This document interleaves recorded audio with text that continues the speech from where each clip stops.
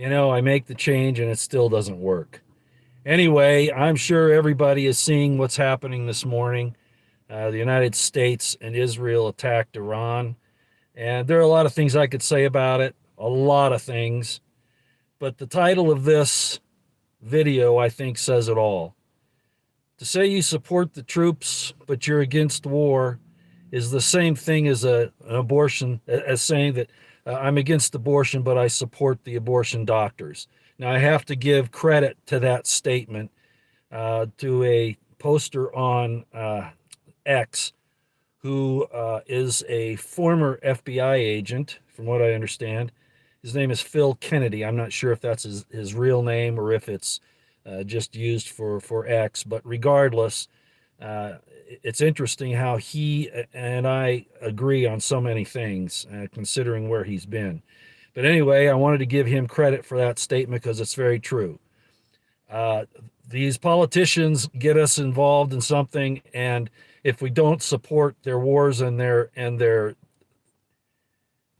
degeneracy, they say we don't support the troops. No, to support the troops means you don't go to unnecessary wars that aren't involved in directly protecting, defending the United States. And I think a lot of us know that. So our votes don't matter anymore. And we've been saying this for a long time. Our votes don't matter. They're going to do what they want to do. The Constitution is something as just a piece of paper, as I think it was Bush that said it, George Bush. It's really no good than toilet paper. And that's how they view it. No act of Congress, even a War Powers Act, does not supersede the Constitution. But their legalese and the way they work around it, they give them their own permission. The United States is lawless, and so is that little Middle Eastern country that I just alluded to. I'm going to avoid saying that because of a lot of reasons. I'll probably get in trouble because of the word of abortion on here on the title. But you know what? It really is hopeless. Former Congresswoman Marjorie Taylor Greene made a statement this morning, and she's been talking like this for a long time, but this was pretty succinct, and yet it was long at the same time. Our government's corrupted to the core, And I'm not going to say what she said because it'll cause me some difficulty that I really don't need. I need to be able to keep this video up. But she is absolutely right. Our government is run not by our people, but by not just even special interests or oligarchs, but by a foreign nation that claims to have a religion that it doesn't even follow itself. It only quotes the scriptures, quote unquote scriptures, that justifies its actions, never that condemns its actions. It's like I said, there are two paths in the scriptures, and they always choose the wrong one, the one that defines them and shows who they really are as the serpents of this world. Now, you can talk about, all the other influences that are in the world that are vying for power and all that. But when you really get down to the nitty gritty, and I've studied this as I have told everybody for 4 decades plus, all you need to do to understand what their real motives are is to read their literature and to listen to their own voices. And they tell you what side they select. Well, Trump has again shown that he has no interest in America first, that he has no interest in helping the American people other than superficially, just so he can claim that he's doing something. I could go through the whole list of his supposed accomplishments and show you how it is contrary to your interests. He doesn't represent you, and neither does your Congress, and probably not your Supreme Court either. State governments, no, certainly not in Utah, and I imagine not in most other states either. They're all bought off. They're all dirty.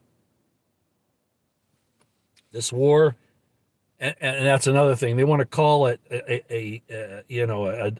an action to defend us against Iran's supposed nuclear capability. We've been hearing that story for 3 decades now? You know what? Who are we to tell them that they can't anyway? I realize that, war is just another method of diplomacy and policy.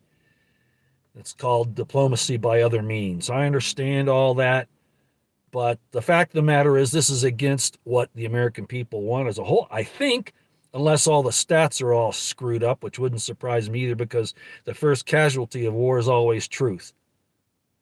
But Trump has shown who he worships and who he respects. And it isn't the God of eternity, the God of the universe, and it isn't a respect for the American people.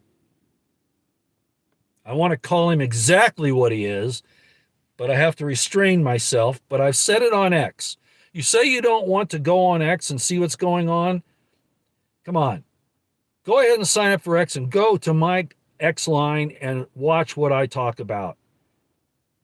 Come on. It's not going to hurt you. It's going to be no more. It's going to be no more of them surveilling you than when you're on YouTube. Come on. Well, I won't belabor this point, but I know a lot of people are online this morning, some going pro, yeah, rah, rah, rah, USA, and others going, what the hell are you doing, USA? What the hell are you doing, Trump? You have betrayed the American people, Trump, on every issue, no matter what it is. It's your political play game. You pretend like you're doing something and then you backtrack. I'm not even going to go through all that. But Patton said it real well. A lot of people are saying, oh, it's terrible to go against what, you got to be, your allegiance to America, my country, right or wrong. Well, I'll tell you what General Patton said after he realized what happened during World War II. What he said was, and you can go look it up if you don't believe it, that we fought the wrong enemy. And everything that's happened since then is proof of that. That's all I got. Trump is a lying, betraying, deceiving, messianic aspirant. And he'll destroy the whole world to save his own skin. Shame. Disgusting. I'll see you all later.